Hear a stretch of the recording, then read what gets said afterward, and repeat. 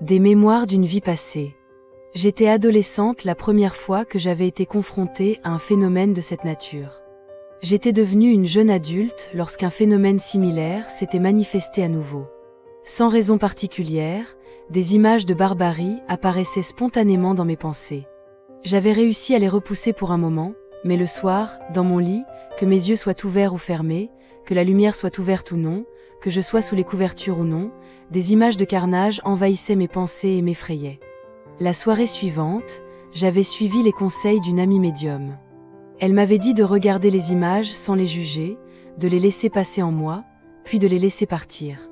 En regardant les images sans les juger, et en les laissant passer en moi, j'ai douloureusement réalisé qu'elles étaient mes propres mémoires. Que j'avais été impliquée dans cette guerre. Éventuellement, j'avais cessé d'être effrayée par ces visions. Plutôt, je revivais la tristesse et la honte en revoyant ce massacre. J'avais éclaté en larmes, crié et pleuré durant des heures afin d'essayer de comprendre ce qui m'arrivait. Il m'était difficile de croire et d'accepter que j'avais vécu une autre vie auparavant, et d'autant plus, d'avoir tué. Après plusieurs heures, épuisée de pleurer et crier afin de laisser aller ces mémoires, j'avais finalement accepté l'idée d'avoir déjà vécu une vie passée.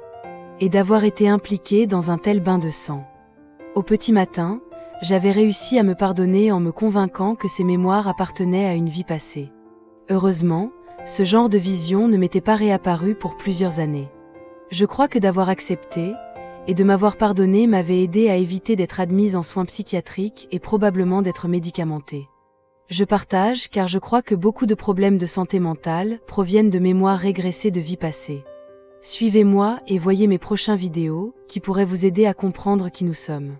Vous pouvez aussi vous procurer mon livre, Une aventure dans l'invisible, qui raconte plusieurs autres phénomènes vécus qui mènent à la découverte de la vérité, pour comprendre qui nous sommes.